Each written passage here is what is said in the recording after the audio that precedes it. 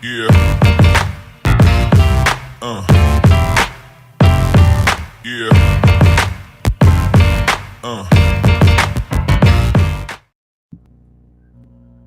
Hello, everyone, and welcome to another episode of the 2-Point Conversion Monday Night Football Preview. I'm one of your hosts, Kyle Senra. Joining me is Gladys Louise Tyler and Dan the Bro League says, or the B League says, or Thomas the Tank Engine, Swiss Miss. Dan, how you doing? Good. How are you today? How are we all feeling today? How are we all Great. All three of our teams won. Packers won, Steelers won, Giants won. Feel good, Gladys, to get that first victory in the first era without Matt Canada? Feel better that Cleveland lost. So now we're sitting by ourselves in second place behind the Ravens. Dig in it. It's fine. I'm hoping for something similar tonight, for a Vikings loss. Ah. Yeah. Ah.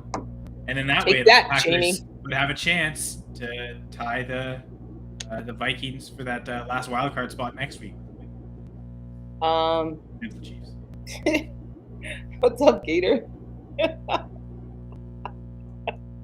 I need answers. I need questions. Yeah. So sorry, we're a little late, Gator. Gator We're finding out about Dan's Gator, personal life. Yeah. And then Jamie's also here. And of course, if you want to join in on the chat, head over to the Going for Two live YouTube page, Twitch, or Facebook pages. And you can also view the videos on Twitter. If you leave Twitter comments, we won't see them in the feed here, and we will interact with you. So head over to one of those sites. Subscribe to the YouTube page, preferably. Like the video. Mickey's also here, saying hello, folks. So yes, everyone's... Oh, Mickey, you're so fine. You're so fine. You blew my mind, Mickey. Oh, Mickey Thresher. I'm sure Mickey hasn't heard that a lot. So, not from me. That's true. There you go. Totally worth it. And yes, we've got the Bears and Vikings tonight, as kind of already hinted at. Let's get to the props. Gator's like waiting to spend money. Yeah, Gator's I like guess we are a little late, so I guess we have to hurry up. Burning a hole in his pocket. Sorry, Underdog. We won't even do the promo. Well, I'll do it real quick. Join Underdog. Scan the QR code. Promo code GF2. $100 deposit match. Talking too quickly. All those things combined into a coherent sentence. But only for your first-time deposit. So you'll get a $100 deposit match. You get up to $100 on your initial deposit if you use the promo code GF2. And Underdog is the source of the props we'll be picking tonight, as well as game total and team projected outcome game contest. Underdog. I want to know Jamie's prop. I want to know Jamie's like 12-leg prop that he's doing tonight, or whatever. His unbelievably long, crazy prop. I guess at one leg of the prop, maybe a couple, to be honest. But no, he doesn't. He does like what 6 and 7 legs of prop. Yeah, I know, right? but I just know Jamie and at least like for sure put one specific one in. I think. But, okay. I guess it's so. Yeah. I got you. It's funny, Dan. I didn't. Minnesota higher. Okay. That's what I'm saying. Minnesota higher. Josh Dobbs. All right, I guess we'll get right into it. Yes, the Vikings are favored by 3 at home, and the higher lower is 44. So Gladys going with the Vikings higher. Dan, you also picked that exact same scenario: Vikings -3 and higher than 44. So do either of you? I mean, Gladys, you just gave the reason. Josh Dobbs. That just Josh Dobbs. Plus, on most sites, it's like 43.5. Like this is like a half point higher. So yeah, I'm going higher. Take advantage of the 44. Yep. Yeah, that makes sense. I don't know what a no sweat bet means, but okay. 40. It's Josh Dobbs. They've scored. Dobbs since his last 3 games has scored at least 26 points a game, 23, 31, something like that for his 3 games that he's played. It's indoors, which means just Fields is going to just like run some more. They'll have to keep up with them. I'm saying this game's going to be like 31-24. Okay, and that would just hit that 45 and hit over. Yeah, 45 would just hit over. Yeah, I heard Chris Robin. I like to watch his DFS shows, and he usually does a game total prediction. I think he said 24-21. So hit that 45, and you guys would both be right. But Dan, care to share your thoughts on your picks? Whether it's going over or not? Well, both. We talked about Vikings -3 and then the 44. So you can transfer. The funny thing is I feel like tonight's game has nothing to do with Minnesota, and I mean that in the nicest possible way, because you look at how they line up at home. They don't cover very much at home, Minnesota, which is the complete 180 from last year. Last year they were an absolute monster at home, but you look at them now. And Their the line of 44 this week. They've only covered 3 times this year. They've only covered the line 3 times this year. They're 1-4 at home as well, and they're 0-1 as a favorite. They're a home favorite this week, so they haven't been. That also means they haven't been a home favorite very often either, which is kind of crazy when you think about it for Minnesota. Because normally at home, listen, one or two things they're going to do is put up a lot of points. So you know that normally they put up points, and they put up points at home. That's generally where it's at. But to see them being at 3-8 on the line, it's kind of crazy for this year. And to see them 1-4 at home, that kind of bothers me. The reason why I say that this is about Chicago is that their numbers this year are kind of not what you would expect from a team that is 3-8. So you look at what they've done. They're 7-4 this year covering the line.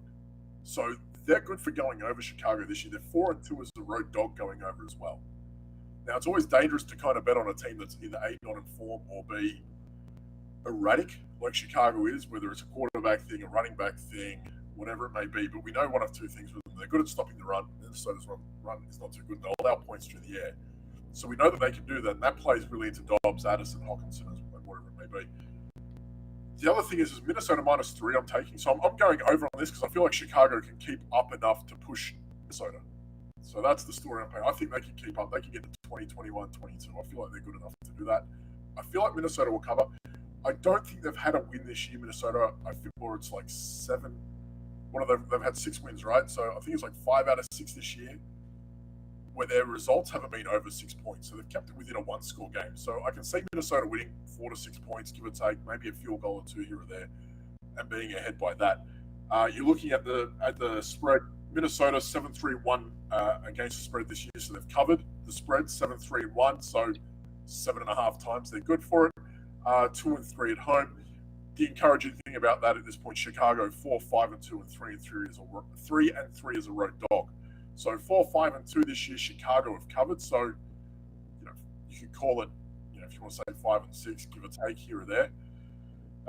But being 3-3 as a road dog against a division rival, where we know that they'll keep it close and they'll keep up, I feel like that's a good place to begin. So I have Minnesota winning clean. I think they can win by 6, and I've got this going over 44. Gators also taking the Vikings, so the three of you seem to have faith in Minnesota covering. I have zero faith in either team, but just looking at Fair enough. But he's going lower. Yes, Yeah. he's going lower. Yeah. And he'd be right. I think lower this year is. I think for primetime games, I had that written down somewhere this year. The unders in primetime have hit 25-9 lower, so 74% have gone lower this year for primetime games. Monday night specifically, there's been one higher hit. We're still at just that one higher in week 2. Just for what it is, though, just to talk about betting against somebody in a certain environment, we're looking at Justin Fields as well. 12-3 or 80% going over in Fields' last 15 games. So Justin Fields, he's doing enough to push the score higher. That's what I'm saying. Justin Fields is going to get 80% over. We have another. Because the smart move is that the Bears' defense is so bad, the Vikings will score points no matter what. And then your argument is the Bears are good enough to keep up. And I've been on this for weeks and weeks, and anybody who has watched any show of mine, and they will know how annoyed I get by this. The Chicago run D is legit. It's legit one of the top 5 run Ds in the league. And you got Alexander Mattison and Ty Chandler who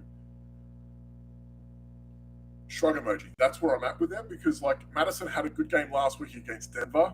Everyone has a good game on the ground against Denver, and that's where you're at. And then you get against Chicago, who have stopped Josh Jacobs, who have stopped Austin Eckler, who have stopped the best of the best this year. They have kept everyone to null and void going under. And Alexander Madison's going to do it. I kind of find that. I feel like both of them get to maybe 30, 35 each, but both of them hit overs. I don't see it happening. Chicago also don't give a lot up in the end. The defense has actually remarkably improved across the board, which is why I feel like that's why everyone's going lower. But Justin Fields is so in tune with pushing his team forward and carrying them himself. He can make this one go over pretty quickly by himself.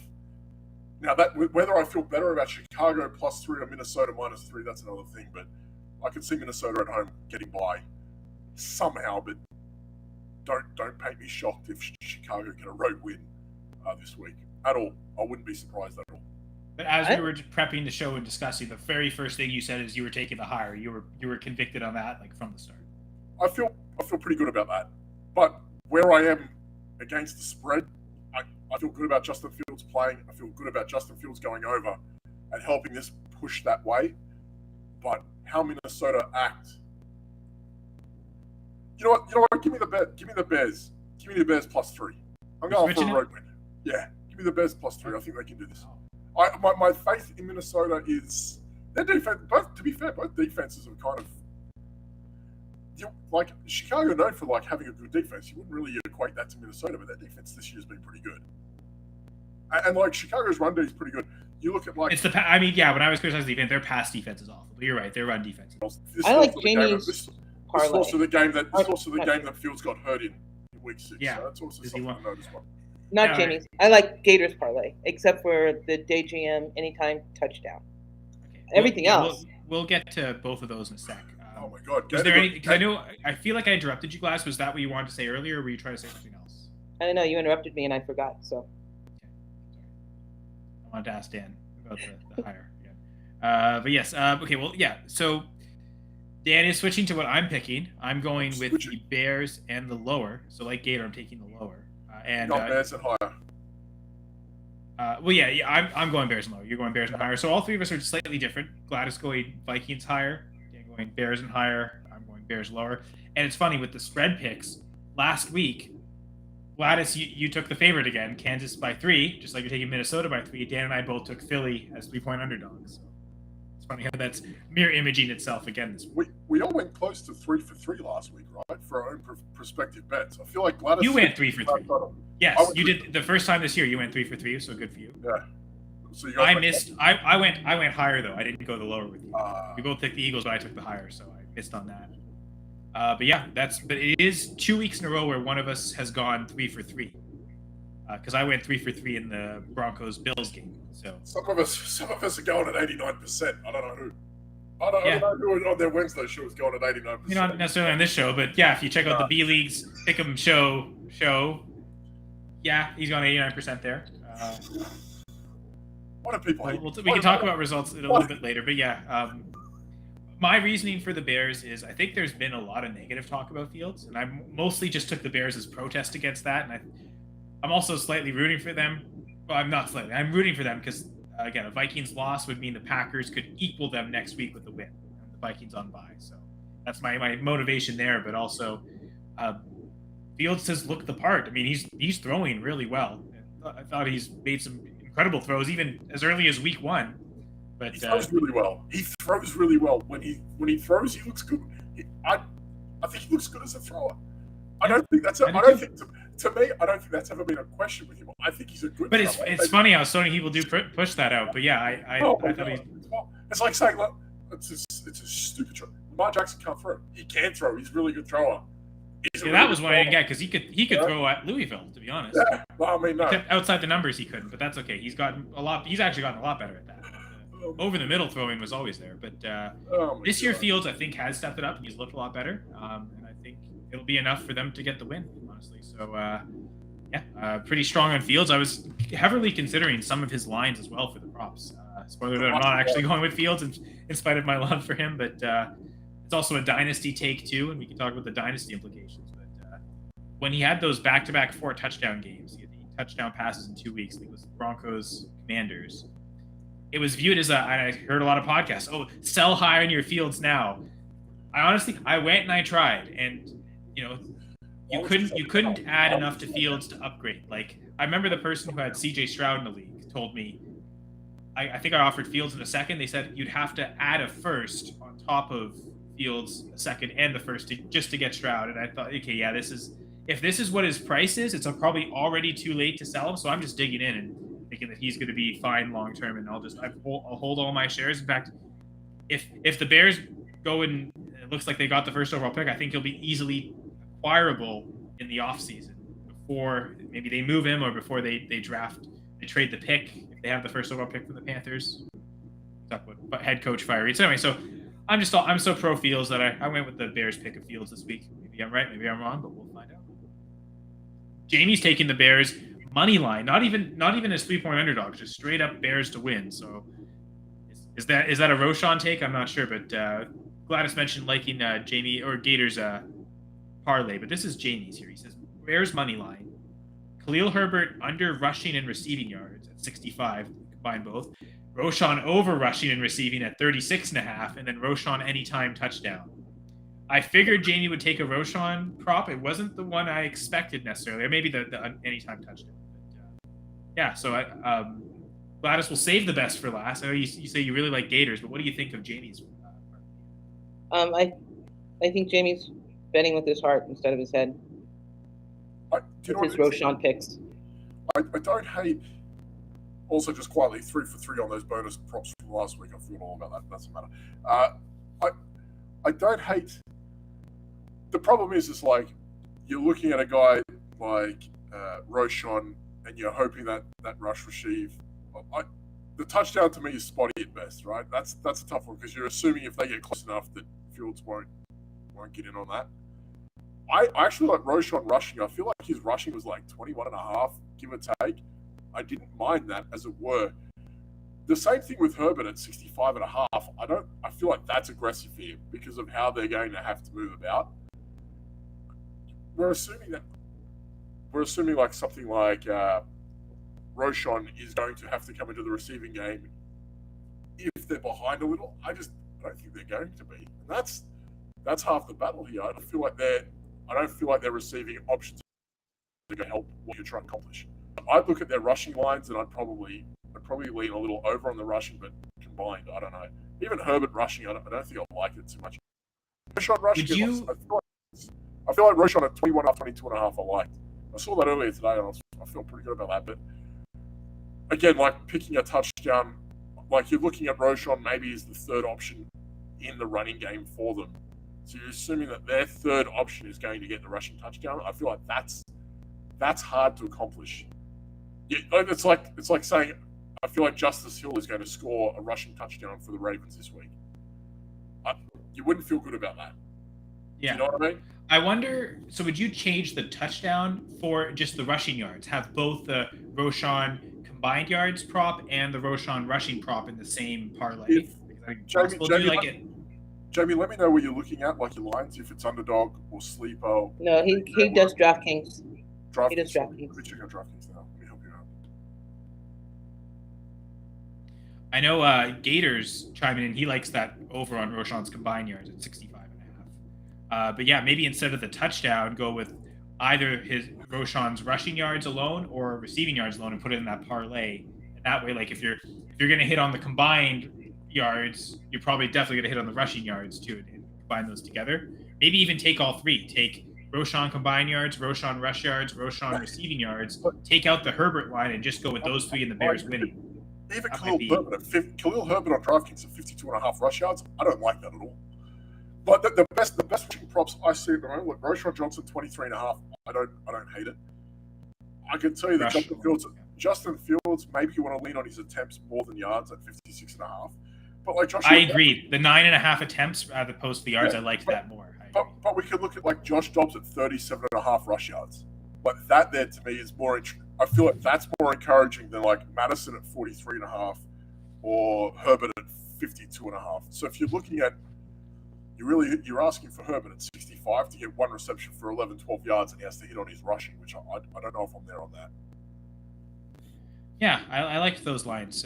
Yeah, Fields rush attempts, Dobbs rush yards. I like both of those. It's too bad I didn't see the Dobbs rush attempts on underdog. That would have been really appealing to go with, I think. Now, Gladys, the one you want to talk about here, Gators parlay props. So you mentioned, so you already referenced one, but Gators going over DJ Moore on receptions at 4.5. A DJ Moore anytime touchdown.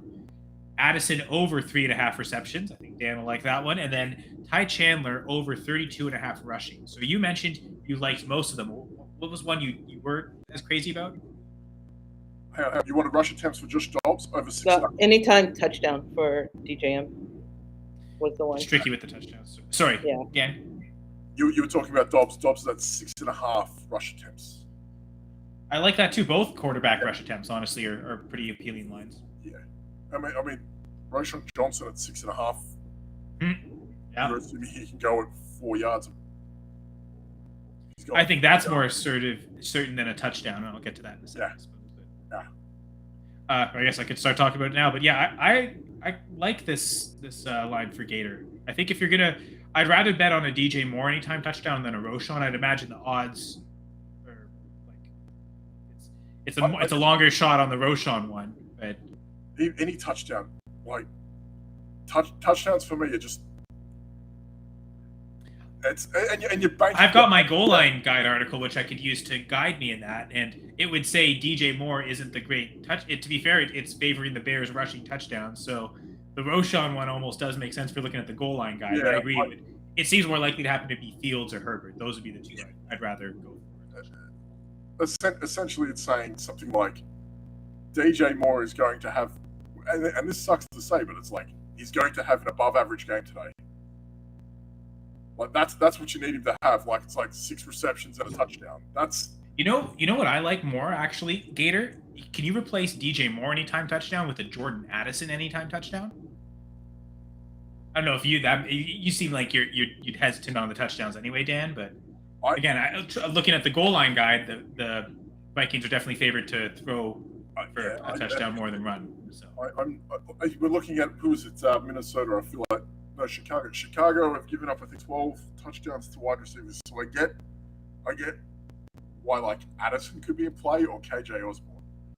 So I feel like that's something you got to really, really kind of hone in on in that regard. Let me double check on that. I feel like they've. You know what? I will say to like Jamie and Gator's credits, I know both of them do this a lot. So if you guys want to enter those parlays, that's great. But just I don't know if I think we like a lot of them. It's one or two that. One of it makes us uncomfortable. But yeah, certainly could happen. I mean, we don't get everything right here. Dan did last week, and 89% on his show. No one watches. So like Minnesota's given up only 14 passing touchdowns this year, and DJ Moore's going to be like. Although then again, that sounds like about the time that DJ Moore put up like 500 points on me. That 1 week. I feel like I know Gator's also bringing up a DJ Moore stat. Moore over the last 5 games with Fields, all 6 of his TDs on the year. Chicago have given up 12 touchdowns this year to wide receivers. Minnesota have given up 10. So it's not that much difference. So maybe Moore over Addison might work. I would push the goal line guide article, and it would say I would favor the Addison one over the DJ Moore one. Especially because Moore's catches are higher, I'd imagine he has the shorter, like Addison would have the longer shot odds on the touchdown, but I almost like it. So all things considered, you're looking at teams that have played 11 games at this point. Chicago have given up the 5th fewest yards, and I feel like they've given up 6 touchdowns on the ground.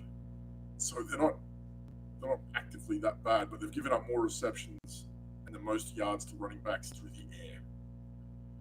So that gives you something. So if you're looking at Roschon, then yeah, okay, maybe. The anytime being it could be a receiving touchdown. If anything, it might be more likely. Yeah. I think he has 2 touchdowns on the year, and one is rushing, one is receiving. So his odds are almost 50-50 in terms. Split at that point as well. Oh, this one by Mickey Dobbs, 2 rushing touchdowns. The long shot odds on that are crazy. So if that hits, yeah, you profit a ton. That's almost like you'd almost want to take that as a single bet. Like I'm just putting, I'm willing to just blow up this money on this long shot. If it happens to hit, it'll be great. If not, it's not a big like. I know when Jamie will do something like that, he'll put it like $5 just in case it increases a lot. And if not, okay, I lost $5 on that. I don't think you'd want to run that in a parlay though, because you might get everything else hit and that one doesn't. Does that make sense?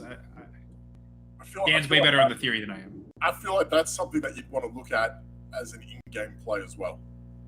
So as a live bet, that would be interesting to have a look at maybe at halftime, just to see what those odds are. If Minnesota's behind at halftime, that would be, or if it's close at halftime, that would be incredibly interesting to look at his odds for the rest of the game.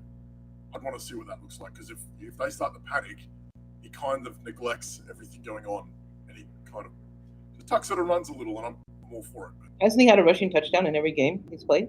The 3 games he's played? Yeah, he is a fantasy savior that I got rid of way too early. I mean, yeah, I'm sure some people cut him in some leagues as well. So, yeah. But especially when he was like, he was back up on the Browns, third string on the Browns. They drafted Dorian Thompson-Robinson. It's like, what's he gonna do? I traded him when he got traded. I was like, I'm out. When he got traded to Minnesota, I'm like, I'm not dealing with this. Oh, okay, just in season. Wow. I'm done with Dobbs. I can't. If this is the time to get out, they're gonna either refine his replacement at the end of the year or. You figured it was a sell high point. People were really interested in the Vikings and like it upped his value. My team was not very good, so I was like, I can cash. As long as you felt like you got a worthy return. Not really, but okay. Well, then I guess you're not. I don't have to deal with it. I don't have to deal with it now in 4 months' time, saying, "Hey, who wants Josh Dobbs?" and everyone's saying, "Just drop him." I know what's going to happen. So DJ Moore apparently has 6 more targets and averaged 6 more catches with Fields than with Tyson Bagent. So there's that. But again, Fields is a way better quarterback than Tyson Bagent. So that's I would expect most receivers it's like that with their starter. But I guess that he's got Fields tonight, so that doesn't apply. But I guess we can get to our props here. Who wants to begin, or do you guys want me to start? No, you go for once, Kyle. You tell us what you have here. Let's see. I'm going to bring up Jamie's comment of a no sweat bet. And Glass, I think you were asking earlier, what does that mean? I think it's the bet where you feel like you lock it in, it's going to be super easy, right? No, I looked it up. On DraftKings, you get like $5 back if your bet doesn't hit. Okay. Oh, insurance stuff. Okay. Yeah. Never mind. So this is not that at all. It's funny because, again, I figured Jamie would go for Roschon Johnson prop. And again, my whole pro Fields take, I was really pushing for some Fields lines. A few I really liked of his were his pass attempts at 26.5, I thought were good. Again, his rush attempts at 9.5, so both opportunity ones seemed pretty good. And even Dobbs' rushing yards were appealing. But the one line, as soon as I saw it, that really stuck out to me was Roschon Johnson, 6.5 receiving yards. Dan referenced it earlier. But, I mean, he's got more receiving yards than Equanimeous St. Brown, less than Equanimeous St. Brown and Tyler Scott. I don't even know if Equanimeous St. Brown's going to play, let alone get a catch. Shade. The Packers, Petty Packers guy throwing shade at a former Packer again. Look at him go. Just hating on everything. I respect it. And Equanimeous St. Brown actually did stuff. Imagine being Jamon Moore do nothing. At least Equanimeous St. Brown was able to stay on the team through his rookie contract. That's next level to hate. It's next level to hate on him. Just for anyone watching, I asked an IDP question before, and it has to do with the Minnesota player. He's like, I've never heard him. I'm like, well, you didn't put the right name. That's why I never heard him. Phonetically, man, you're smarter than that. You know this. You know what Metallus is. It's not that. Actually, I honestly, once you even said it right, I had no idea who he was. I was like, he's hating on him. He doesn't know who the Minnesota secondary guy is. Like, all right, nope, fair enough. No idea. Never heard of him before. I know all their front 7 guys, and I mean Harrison Smith's there. I know they're that safety, but I don't know the other safety. So not a safe bet for me. But yeah, he seems like he did well against the Bears, so I say go with Metellus. Yeah, he's had a good year, Metellus. Now that I know who he is and I've looked up his stats. With Roschon, just the 6.5 is really good. I know Gladys has mentioned in the past. So Kyle's going with another IDP player. I looked at the IDP stats and I don't really like going on the even numbers. So like there was one player with 4 tackles, and I don't like doing the solo or assist. I prefer the both. It was Harrison Phillips as well. Harrison Phillips was killing us. Yeah, he was on there at 6.5. Eddie Jackson at 4. It was the lowest available. And for those combined ones, I'd like to go low. But if it was like 4.5, I might take it. But if it's 4, I won't. Or if it's 3.5, it'd be nice. But 6.5 was the lowest among the half ones. And when the tackle number was the same as a player's receiving yard number, that makes me go like, let me go for that receiving yard number. So no Dante Foreman means Roschon Johnson will probably be on the field more. And I looked up. So far this season, he's hit the over on that 6.5 receiving yards, 6 times, and has hit the under 3 times. The 3 games where he did not hit, he combined 1 catch in those 3 games. So as long as he's getting the opportunity, he's most likely to hit it. There's one game where he had, I think, 1 catch for 4 yards. That was it. The 2 other games, 0 catches. Every other game he's had, I think, one game he had 1 catch for 9, but every other game he's had at least 2 receptions. So really all it takes is likely just 1 catch for Roschon, but even 2 catches, he probably hits the over on the 6.5. I like those. Last year, I did that a ton with like backup tight ends or in some cases backup running backs, which I'm doing this year with Samaje Perine. It worked for me a couple weeks ago. So just that idea of this low receiving total, again, lower than Scrub, Equanimeous Saint Scrub or Brown or whatever his name is. The not good brother. Jesus. Man, why didn't Packers draft Amon-Ra? Damn it. Yeah, Roshan Johnson, 6.5 receiving yards. Not just for Jamie, but also I think it'll hit. But I'm sure Jamie likes that one. So who would like to go next? I guess I went with a running back stat. Gladys, you also have the running back stats. Maybe that makes sense for you to go next. Yeah, sure. I went Ty Chandler over 32.5 rushing yards. That was one of Gator. Yeah, I guess that's why you liked Gator's parlay, because it included your prop in there. Over on that rushing yards. Sure. No, I just like Gator's parlay. It was a good parlay, I thought. I mean, you obviously agree with that specific leg of it, and then the rest of the parlay works too. But yeah. Yeah, I think he should hit that easily, actually, but we'll see. He was the other player I was looking at for his receiving yards. It was, I think, 10.5 receiving yards. That was also very tempting. Yeah, they seemed to went really low on a lot of the Minnesota Vikings peripheral players.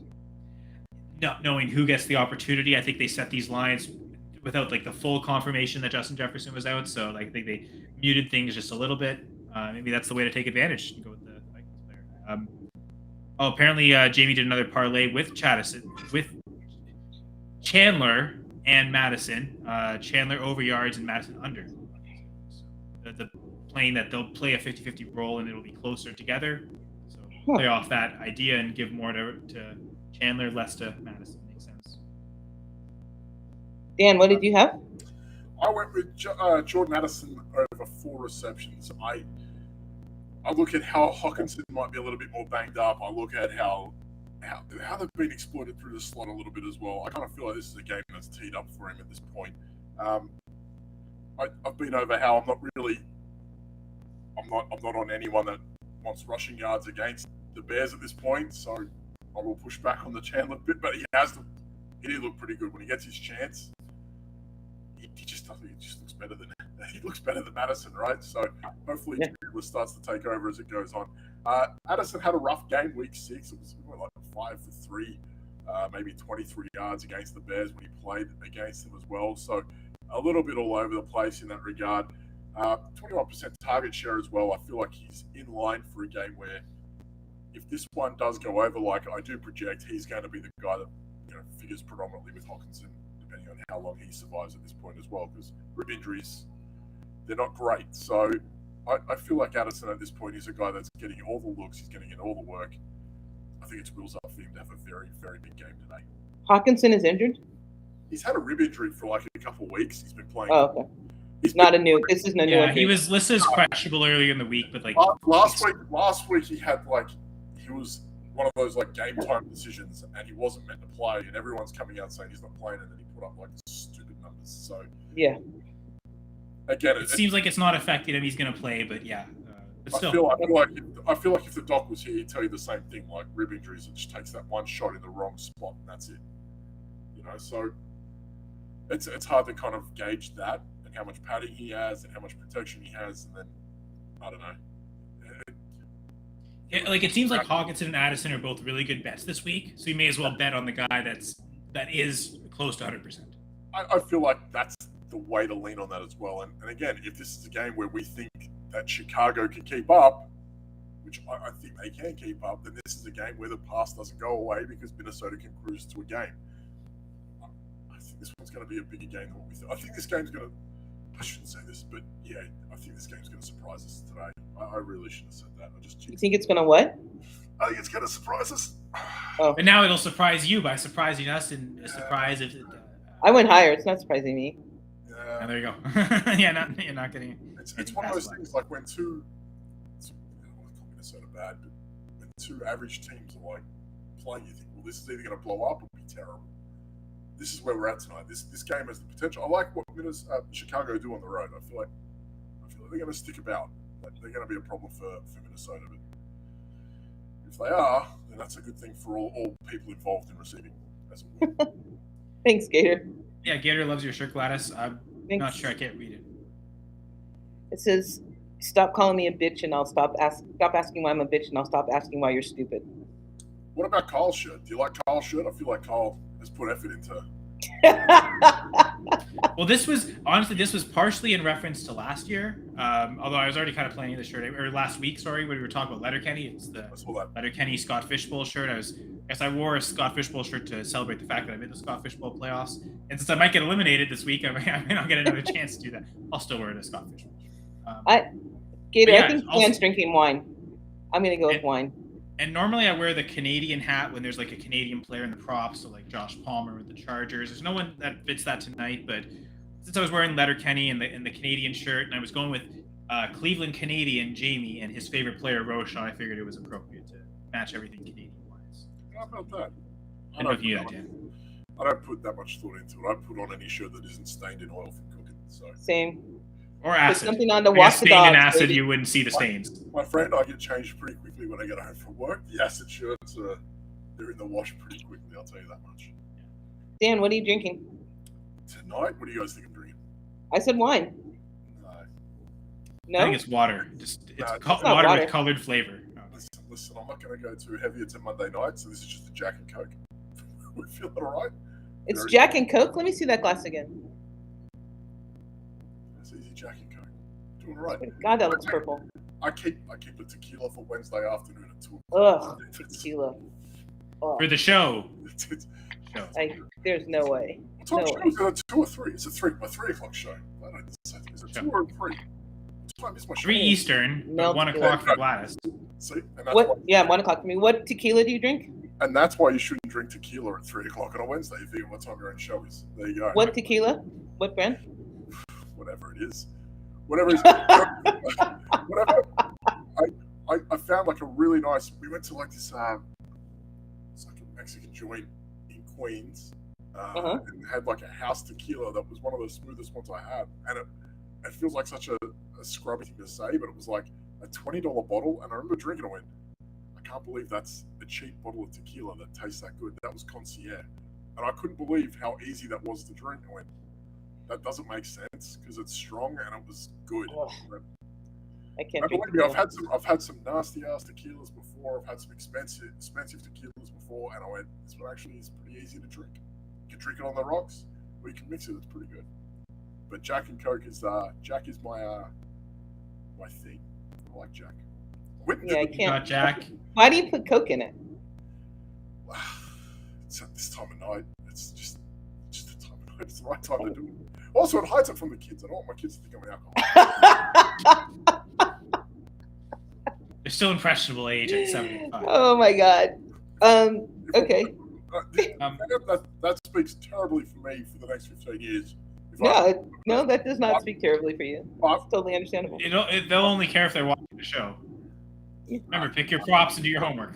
They do like YouTube, which I'm a little worried they're going to find that crossover soon. Why is he on there? Why is he- But we're getting there. But I did the Jack tour. I thought it was amazing. I've been hooked on it ever since. But I did I went and did a distillery tour up in Boston a few months back. For it was St. Patrick's Day. I was up at St. Patrick's Day up in Boston. I went and saw Dropkick Murphys at Fenway Ooh. Park for St. Patrick's Day in Boston. Dropkick Murphys is shit. They're good. That would be the day to see them and the place to see them.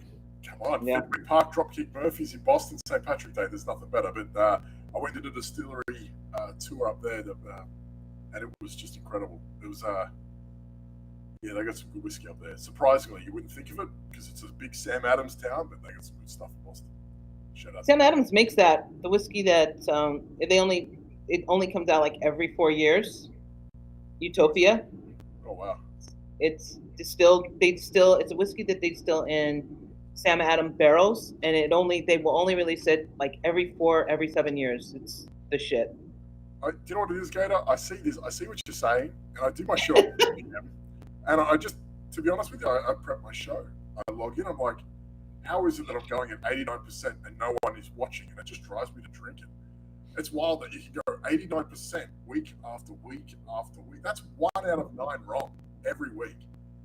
That's freaking So the real lesson is, folks, on Wednesdays, tune in live to the B League. And Pick'em I show. always put it in my article. It's always in my start sit article. No. The link to your show is always in it when you do it. When you have a show. I'm going to look at the options tomorrow, And I mentioned this last week, and there's going to be nothing for Sunday night and Monday, and I'm going to be like, what am I going to do now? And then I'm going to be panicking on Wednesday. I'm like, what am I going to do now? And I'm going to figure it out again. Pick three random props, and you hit them all anyways. Do Denver at Houston at least. I need a prop on that game. I will take Singletary over on yards. I can call that now. Although Pierce is coming back, so I think his yards might drop a little bit. Isn't Pierce back? Pierce was back last week. But the thing is, he didn't get too many touches or anything. So I think they'll look at that as, oh, Pierce is back, and they're going to drop Singletary. Okay. Yeah. I think I'm going to like a little bit of Cortland Sutton again. I think he's back to another week. And if you wanted to go, I think as safe of a bet as you can get lately is Nico Collins. Yards receptions, I feel like they're as safe as it gets at this point. So. And if you want to back into Stroud, you can back into Stroud. Wilson somehow has been manufacturing games where he is winning them and yet going under. So I feel like this might because they're winning on field goals, field goals. Which is the opposite last year, where they'd go under 20 points and lose every game. You know what? This feels like a game where, there's always that one team, and it's a shame that it's Houston that we're talking about again, but it feels Lord. This feels like Houston at this point of where they're at with Stroud. It reminds me very much of Deshaun Watson when he was there, and there's always that one team that brings everybody out of the shell. And it feels like Houston is that team this year. So, Gator, I'm sorry. It feels like they're gonna, if Vegas does what they do, they're gonna give you terrible options for Russell Wilson passing yards. It should be around about 220, 225. I feel like that could be one of those games where I've got to look into it more, but I feel like this could be a game where he's brought out of his shell a little bit. More so than what they saw last week against the Browns. More so than what we've seen the last week. And the offense, P.J. Walker, Dorian Thompson-Robinson is not nearly C.J. Stroud. So. Look, their home win against Kansas, their road win against Buffalo, and this week, it's not the most encouraging thing to see, but that odd big play has started to come out, and he's starting to find a bit of rhythm, and Houston's that team that allows teams to, hey, this is going to be a high-scoring game, I think. So I feel like Russell Wilson's yards are going to be offered at low, and I think they're going to hit high pretty quick. People are going to hit the overs up pretty quick, and then we're going to see Vegas just go, and they're going to drop that one very quick. I want to know how much Gator put on that 2,000 yesterday, Gator. Yeah, so apparently Gator went 20-5 last week. How much did you put down on that 6-leg parlay? He found everybody. He found every team's Equanimeous St. Brown and went under. That's what he did. Special teams gunner. Never use him on offense. And it's funny because when St. Brown came out of the draft, I remember he was going to refuse to play special teams. And to be honest, that's the only reason he still has a job in the NFL, because he's done nothing on offense, but he's actually developed pretty well in special teams. That even happened towards the end of his time with the Packers. That year where he got injured week 2 and missed the whole season. He was great as a gunner those first 2 weeks. Made a lot of good plays. If you're telling me that I've got to chase down a punt 8 times a game for $1 million a year, I'll do it. Yep. So apparently he put $100 in the plus 2,000. So nice. Good job, Gator. So Jamie's asking, how the hell does Bryce Young go for under 200 yards, 0 touchdowns versus the Titans weak sector? I agree with that. I'll tell you why. By the time he's figured out he has to throw, he's about 18 yards behind his line of scrimmage and he's 6 feet in the ground. He's getting buried every time he goes. That's good math. Yeah. It's pretty good, isn't it? Check that. Shorthand math. Teach the young math. That's good. Jamie is saying, so this is the Cleveland connoisseur who happens to be Canadian, is eating Canadian pizza with Canadian bacon and pineapple. Very Canadian of you, Jamie. Can we put this to bed? Is he really Canadian? No. He wants to be Canadian. Jesus Christ. It was either Canadian or Australian. He picked Canada. I'm just in on the joke because I'm a nice Canadian. I'll humor him with the concept. Sorry, Billy. You could have had him. We actually should have kept going and saying yes, and it really confused him. You could have had him, but no, You could be Canadian too, Dan. I know you're already Swiss Miss, Thomas the Tank Engine, the promo pimp, the prop pimp, the prop slayer, the propadelic, propaholic. Swiss Miss in 20 days. Getting there. All right, cool. We got a couple episodes before that, but I guess this Canadian does have a lineup question for you both. To see if how you're feeling about this. So it's my salary cap contract league. Big matchup here, trying to play for 6th place. It's pretty simple. I'm up by 16. My opponent has DJ Moore, but I have Justin Fields. And I think that the gap I have plus the concept of the quarterback wide receiver gives me a high enough floor that I'm really just, who do I think of this extra option will give me the most points, just to put me over the top. Total points for is the first tiebreaker, and the 6th place in the league is determined by the most points, not by record. So most points is just, I'm just trying to score as many points as possible. You lost My 3 options. You lost me a salary cap contract league. Okay. Who do you think will score more points in a half PPR setting this week? You've Fields got Darnell Mooney. No, between these 3 players. Those 2 guys are already locked in lineups, but I get to play another player in addition to Fields. So Darnell Mooney, Roshan Johnson, which I know will be Jamie's pick, and then Ty Chandler. In a half PPR? Half PPR. Ty Chandler. Roshan Johnson. It's funny because Darnell Mooney was the guy I was thinking is definitely not the option. It would be to in half PPR go with one of those running backs. I have looked in this league, and we have to start minimum 3 running backs and minimum 4 wide receivers. And I through my lineup through the year, I've tracked how often what combination would have been the ideal score. And 5 times 3 running backs, 6 wide receiver was the way to go. 4 times 4 running backs and 5 wide receiver. 5 was the way to go. Only twice was it 5 running backs and 4 receivers. Yeah, my thinking is to go with a running back there and go. I guess this week could be another 4 and 6 week. So. That league sounds like a league where I would never sleep. I've got to start. I just don't know.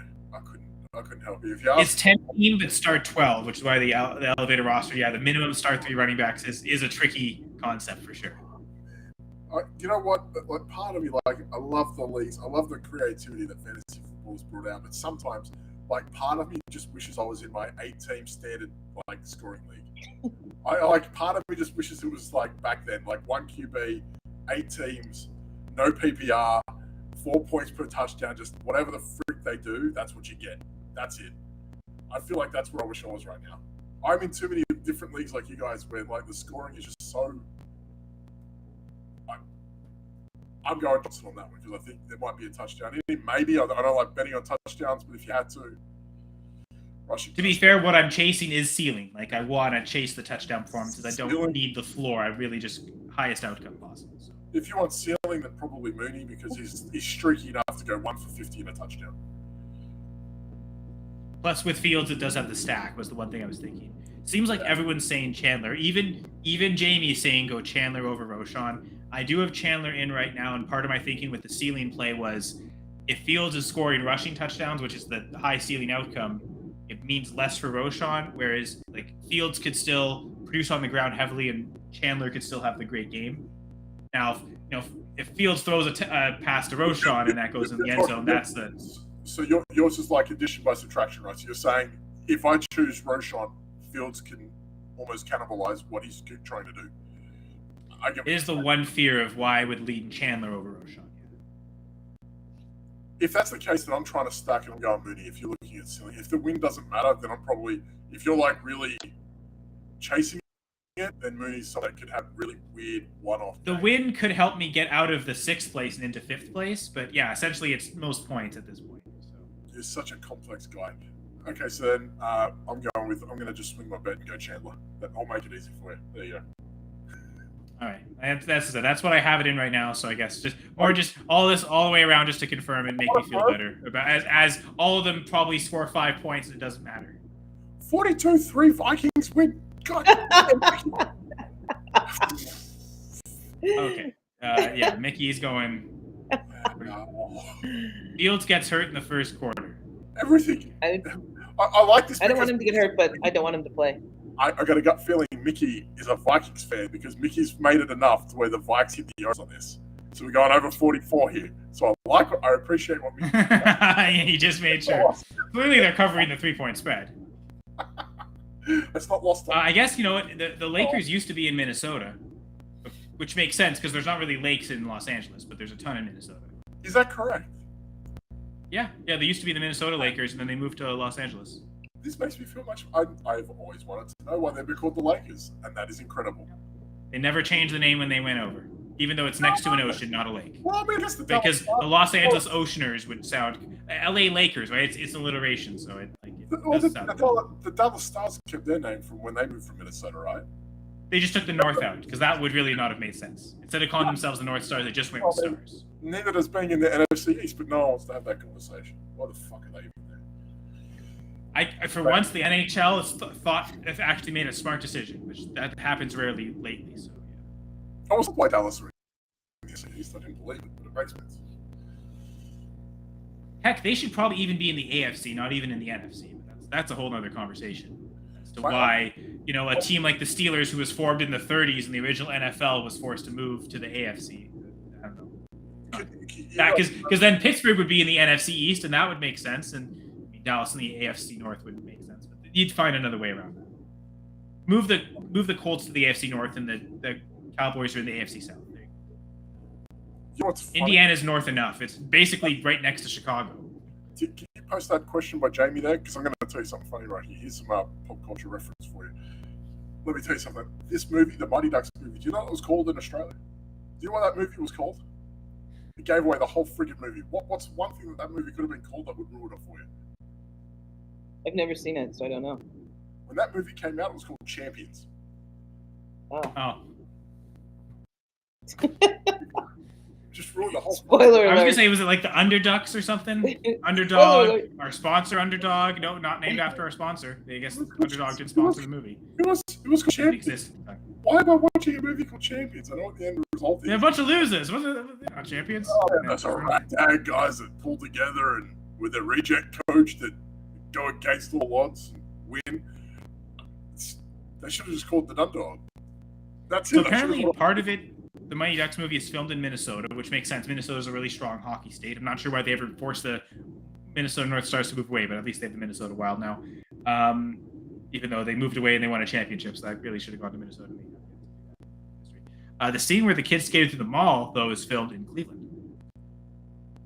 Thank you, Cleveland Connoisseur, for the Cleveland collection of knowledge. Chandler is averaging 40 yards over the last 2 games, and that was the one thing I saw is like he's averaging like 11 and a half half PPR points in the last 2 games without Akers. So that was part of the reason why I think he might have access to that ceiling. Yeah. 15 attempts? Wait, combined touches or attempts? Gator, is it He's saying 15 attempts, I would say rushing. So he thinks Chandler's going to overtake Madison as the lead guy. Oh, man. And now we know why Dan takes the underdogs. I don't bet on champions. Because he's from down upside down? Yeah. I just 15 attempts. That's against one of the best rush defenses. I mean, I guess it doesn't matter how good the Chicago rush defense is, right? It's funny. Jamie has another comment here that goes into a matchup I had, and I noticed someone in one of my group chats had something similar, deciding between Herbert and Madison this week, and I went with Herbert. Again, I was trusting the goal line guide, thinking the Bears are more likely to score rushing touchdowns, the Vikings are more likely to score passing touchdowns. Madison has, I think, as many receiving touchdowns as rushing touchdowns this year, so I guess that doesn't necessarily hurt him, because if they're going to throw touchdowns, that might still go to Madison, but I was feeling Herbert over Madison. Clearly, Jamie agrees with me there, so that's another matchup I have.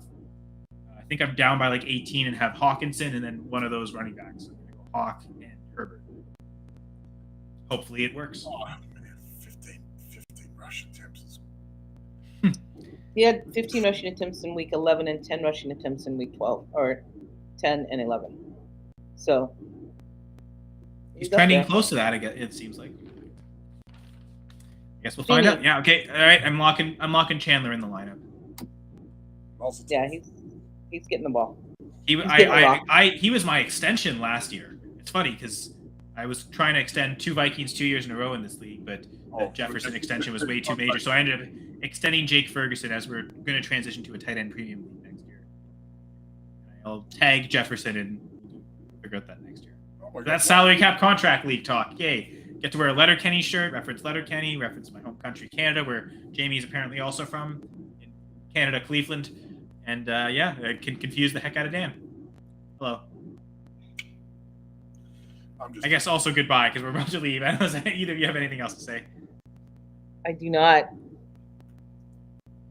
I won't be here next Apparently, week. Gladys, you could overtake Madison at running back.